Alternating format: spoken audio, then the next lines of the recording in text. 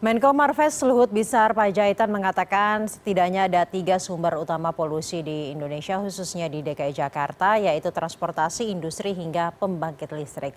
Selain itu setidaknya ada 5 langkah yang akan dilakukan oleh pemerintah untuk memperbaiki kualitas udara. Mulai dari modifikasi cuaca, uji emisi hingga mengurangi jumlah PLTU batubara. Namun apakah ini benar-benar bisa menjadi harapan bagi rakyat, bagi kita semua untuk dapat menghirup udara segar? Bagaimana sebenarnya track record pemerintah dalam menangani polusi akan kita bahas dari kacamata media bersama dengan Standard and Practices CNN Indonesia, Dewi Savitri. Selamat malam Mbak Desaf.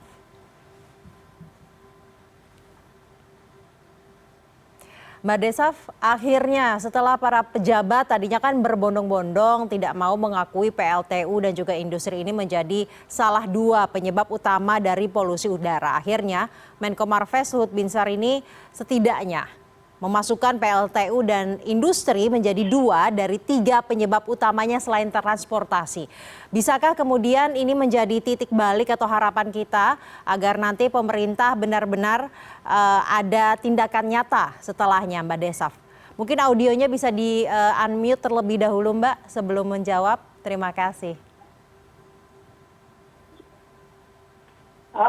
Yang bisa kita sambut dari pernyataan pemerintah itu adalah bahwa ini satu langkah yang positif ya, perkembangan yang positif. Kita ingat kalau minggu lalu waktu Presiden memanggil sebagian besar stakeholder pemerintah untuk bicara soal polusi, itu seolah-olah semuanya kompak ya. Jangan sampai keluar ada pernyataan soal pembangkit listrik tenaga uap yang berbahan bakar batu bara, kira-kira gitu ya. Kesan yang kita tangkap ya.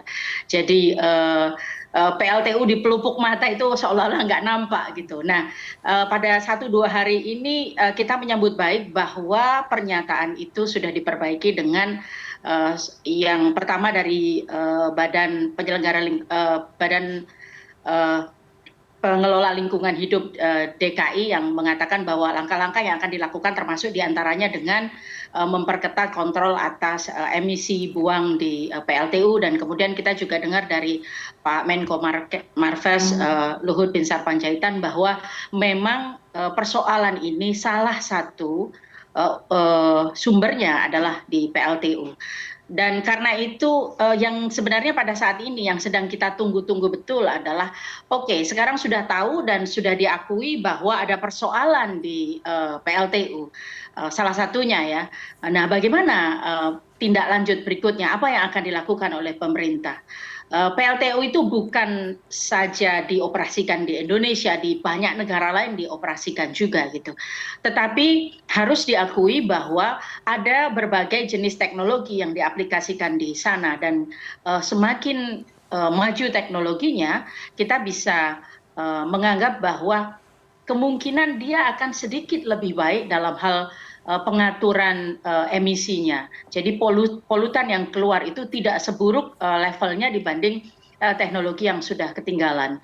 Yang kedua, barangkali adalah di banyak negara lain di mana polusi dari PLTU tidak menjadi hal yang sangat-sangat merugikan dan merusak adalah karena kontrol terhadap emisi ini sangat ketat gitu ya. Nah, bagaimana dengan di Indonesia terutama yang ada di sekitar Jakarta? Apakah ini sudah dilakukan dengan semestinya oleh pemerintah, dalam hal ini dinas dan kemudian Kementerian Lingkungan Hidup?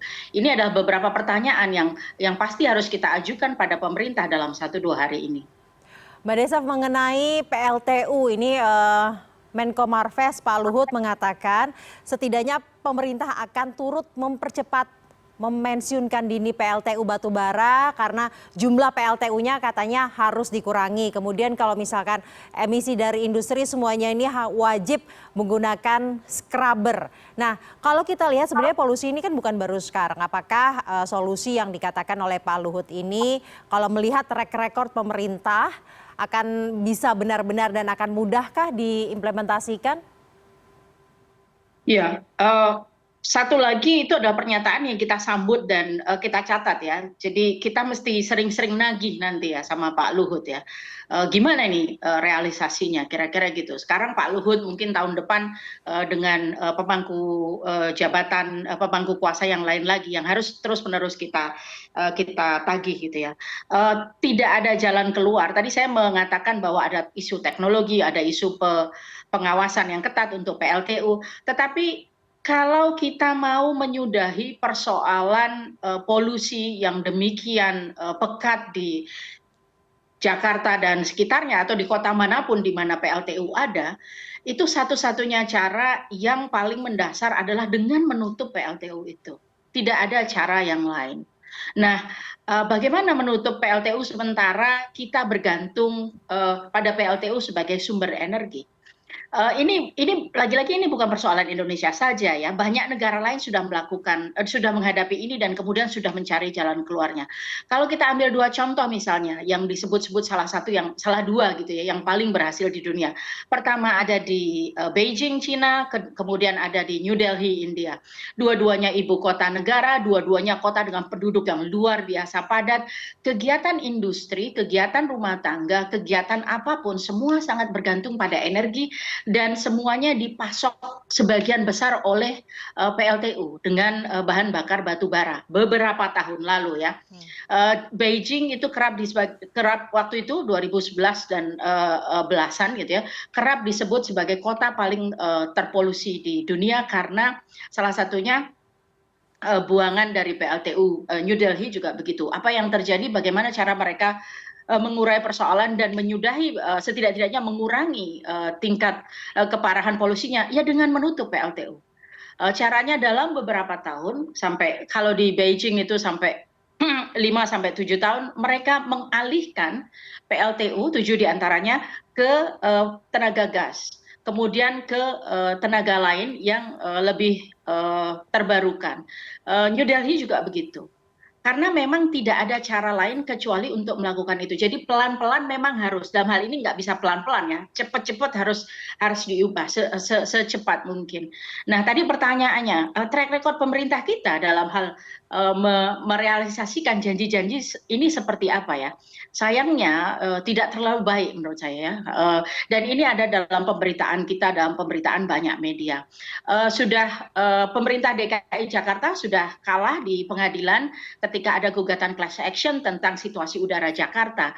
Keputusannya adalah harus diatasi, tetapi bentuk mengatasinya seperti apa dan sampai hari ini, sampai kemudian ada pernyataan bahwa Indonesia dinyatakan sebagai kota paling terpolusi di dunia, kita belum lihat ada realisasi dari tindakan yang sudah diamanatkan oleh putusan pengadilan yang sudah inkrah tersebut. Tadi kita berbicara mengenai solusi jangka panjang, Mbak Desaf, solusi yang tidak mudah namun komitmennya bisa terus kita tagih. Ini ada juga solusi jangka pendek yang ditawarkan, opsinya adalah modifikasi cuaca hingga meminta kantor untuk melakukan WFH. ASN ini akan diwajibkan WFH 1 bulan ke depan, setidaknya yang di Jakarta. Apakah benar solusi jangka pendek ini bisa membantu menurut analisa dari media? Saya kira untuk WFH setidak-tidaknya kita bisa menyambut itu sebagai sebuah langkah ya, sebagai sebuah ikhtiar untuk menyelamatkan para pekerja di Indonesia dari paparan polusi yang demikian pekat gitu ya. Ya kalau memang kalau berangkat maka kemudian mereka akan terpolusi. Dan ada risiko sakit dalam jangka pendek, dalam jangka panjang gitu ya. Ya sudah, sebaiknya untuk melindungi mereka bekerja dari rumah saja. Tentu saja ada juga pemikiran bahwa kalau para pekerja ini tinggal di rumah maka mereka tidak perlu berkendara ke kantor kemanapun mereka perlu di kota Jakarta ya, sehingga kemudian itu akan mengurangi gas buang yang turut kontribusi pada polusi.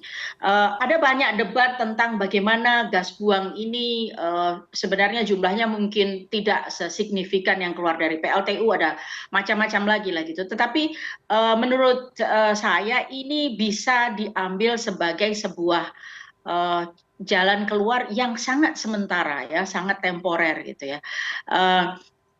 Beberapa orang menyebutnya sebagai dengan istilah stop gap gitu ya, cuma ya sasaran antara saja gitu. Tapi kan pertanyaannya kemudian akan berapa lama dan apakah kalau prakteknya terus-menerus seperti ini kita akan memerintahkan WFH terus-terusan gitu kan, pasti tidak begitu ya. Jadi sekali lagi memang kemudian kalaupun tindakan-tindakan ini diambil, maka dia tujuannya pasti temporary ya, jadi sangat sementara. Sementara hal-hal yang jauh lebih signifikan yang tadi kita bahas sebelumnya, itu harus benar-benar diperhatikan dan kemudian dirumuskan bagaimana caranya untuk melakukan itu gitu ya. Modifikasi cuaca mungkin iya, mungkin juga tidak. Karena di tengah situasi yang sangat kering seperti sekarang ini, kita sedang dilanda El Nino, itu berarti biayanya akan besar gitu ya. Tingkat keberhasilannya mungkin bisa, mungkin tidak. Kalaupun dia berhasil membuat langit menjadi sedikit lebih biru gitu, udara menjadi sedikit lebih bersih dan segar gitu, akan berapa lama? Dan kemudian berapa lama endurance kita ya, kemampuan kita, APBN kita untuk mengongkosi proses-proses modifikasi cuaca ini, karena itu pasti tidak murah gitu kan ya. Jadi sekali lagi memang apapun tindakan sementara ya, upaya sementara yang diambil itu tidak akan banyak berarti kalau upaya signifikan tidak dilakukan untuk mengatasi akar persoalannya. Baik, dan kita sebagai, baik Mbak Desaf, kita sebagai media akan menjadi salah satu yang terdepan terus mengawal dan juga menagih janji-janji tadi untuk membuat langit DKI Jakarta, langit Indonesia ini menjadi biru ya Mbak Desaf. Terima kasih Standard and Practices CNN Indonesia, Dewi Savitri telah bergabung bersama kami malam hari ini.